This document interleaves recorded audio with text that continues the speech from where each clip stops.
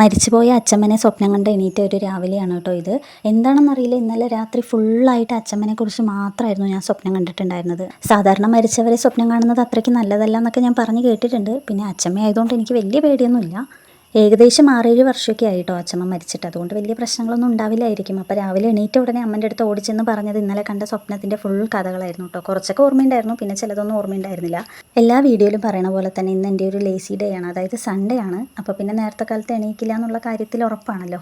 അച്ചമ്മനെ സ്വപ്നം കണ്ടതുകൊണ്ടാണോ എന്നറിയില്ല, ഇന്ന് എല്ലാ കാര്യങ്ങളും അച്ചമ്മ ചെയ്യുന്നത് പോലെ തന്നെ ചെയ്യാമെന്ന് ഞാൻ വിചാരിച്ചു കേട്ടോ. പക്ഷേ എണ്ണ തേക്കുന്ന കാര്യത്തിൽ അതുപോലെയല്ല. കാരണം എന്താ വെച്ച് കഴിഞ്ഞാൽ പണ്ടൊക്കെ സ്കൂളിൽ പഠിക്കുന്ന സമയത്തൊക്കെ ആണെങ്കിലും മുടിയിൽ എണ്ണ തേച്ച് തരിക എന്നുള്ളത് അച്ചമ്മയായിരുന്നു കേട്ടോ. പക്ഷേ നമ്മളിപ്പോഴൊക്കെ തേക്കുന്ന പോലെ കുറച്ച് കുറച്ചായി എടുത്തിട്ടല്ല, അങ്ങനെ നെറ്റിയിലൂടെ ഒലിച്ച് വരുന്ന പോലെ ആയിരിക്കും അവരൊക്കെ ചെയ്ത് തന്നിട്ടുണ്ടായിരുന്നത്. എനിക്കിഷ്ടമല്ല, പക്ഷെ പറഞ്ഞു ഇങ്ങനെയൊക്കെ ചെയ്താലേ മുടി വളരുള്ളൂ എന്നൊക്കെ ആയിരുന്നു പണ്ട് പറഞ്ഞിട്ടുണ്ടായിരുന്നത്.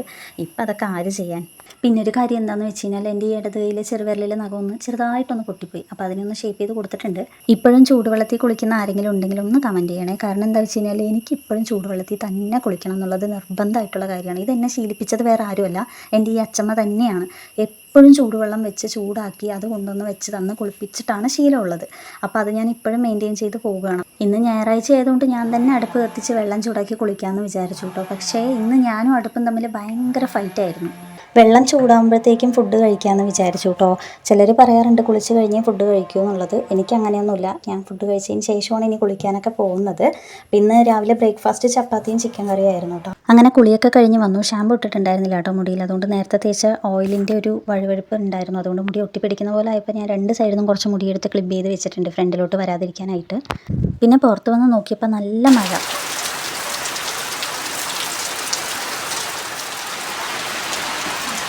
സത്യത്തിൽ എനിക്ക് മഴ പെയ്യുക എന്നുള്ളത് ഒട്ടും ഇഷ്ടമല്ലാത്ത ഒരാളാണ് കേട്ടോ. പക്ഷെ അത് വന്ന് വീഴുന്നത് ഈ ഷീറ്റിന് മുകളിൽ, ഓടിന് മുകളിൽ, അതുപോലെ ചെടികളിലും നിലത്തൊക്കെ വന്ന് വീഴുന്നതിൻ്റെ ശബ്ദം എനിക്ക് ഭയങ്കര ഇഷ്ടമാണ്. അപ്പം ഞാൻ അത് ആസ്വദിക്കാറുണ്ട്. അല്ലാതെ എനിക്ക് മഴയോട് ഒട്ടും ഇഷ്ടമല്ലാത്ത ഒരാളാണ്. ഇന്ന് നമ്മുടെ പാടത്ത് പുല്ല് ചെത്താനായിട്ട് പണിക്കൊരാൾ വന്നിട്ടുണ്ടായിരുന്നു. അപ്പോൾ അവർക്ക് കഴിക്കാനുള്ള ഫുഡുമായിട്ട് അമ്മ ഉച്ചയ്ക്ക് പോവുകയാണ് കേട്ടോ.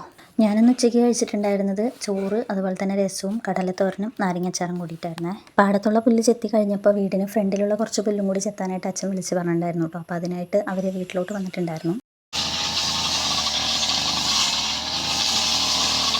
പാതി പുല്ലൊക്കെ ചെത്തി കഴിയുമ്പോഴത്തേക്കും തന്നെ അമ്മ ചായയുമായിട്ട് വന്നു കേട്ടോ. അപ്പോൾ അവരത് കുടിക്കാൻ പോയപ്പോൾ ഞാൻ ബാക്കിയുള്ള ഭാഗങ്ങളൊക്കെ വീഡിയോ എടുക്കുമായിരുന്നു. രണ്ടിൻ്റെയും ഡിഫറൻസ് കാണുമ്പോൾ തന്നെ നമുക്കറിയണില്ലേ ചെത്തിയ ഭാഗവും അല്ലാത്ത ഭാഗവും തമ്മിലുള്ളത്.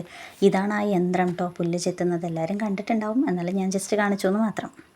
കുറച്ച് നേരം കിടക്കാമെന്ന് വിചാരിച്ചപ്പോൾ അടുത്തുണ്ടായിരുന്ന ഒരു ഡയറി കയ്യിൽ കിട്ടിയിട്ടോ. അപ്പോൾ അതെടുത്ത് കുറച്ച് നേരം വായിക്കുമ്പോഴത്തേക്കും തന്നെ ഉറക്കം വന്നു. സാധാരണ അങ്ങനെയാണല്ലോ. ഉറക്കം കഴിഞ്ഞ് എണീറ്റപ്പോഴത്തേക്ക് നല്ല വിശപ്പുണ്ടായിരുന്നു കേട്ടോ. എന്നാൽ പിന്നെ കിച്ചണിൽ പോയി എന്തെങ്കിലും ഉണ്ടാക്കാമെന്ന് വിചാരിച്ച് കുറേ നോക്കിയപ്പോൾ ആകെ ഇരിപ്പുണ്ടായത് മാഗിയാണ്. എന്നാൽ പിന്നെ അത് ഉണ്ടാക്കാമെന്ന് വിചാരിച്ചു. അങ്ങനെ ഒരു കട്ടൻ ചായയും മാഗിയും ഉണ്ടാക്കി കേട്ടോ. മാഗിയുടെ മുകളിൽ സാധാരണ ഒരു ഹാഫ് ബോയിലിട്ട് കഴിക്കലാണ് പതിവ്. ഇന്ന് അതിനൊന്നും വിശപ്പ് സമ്മതിക്കുന്നില്ല. അപ്പോൾ പിന്നെ അതിൽ തന്നെ ഇട്ട് നല്ല മിക്സ് ചെയ്തിട്ട് അങ്ങനെയാണ് ഞാൻ കഴിച്ചിട്ടുണ്ടായിരുന്നത്. അങ്ങനെ എൻ്റെ ഈ ആഴ്ചത്തെ സൺഡേയും കഴിഞ്ഞിരിക്കുവാണ്. അപ്പോൾ ഇനിയിപ്പോൾ നാളെ വീണ്ടും രാവിലെ എണീക്കുക, ഓഫീസിൽ പോകുക, വരിക, അങ്ങനെ ഇനി ഒരാഴ്ച വീണ്ടും പോയിക്കൊണ്ടിരിക്കണം. അപ്പോൾ നെക്സ്റ്റ് വീഡിയോയിൽ കാണുന്നത് വരെ ബായ്.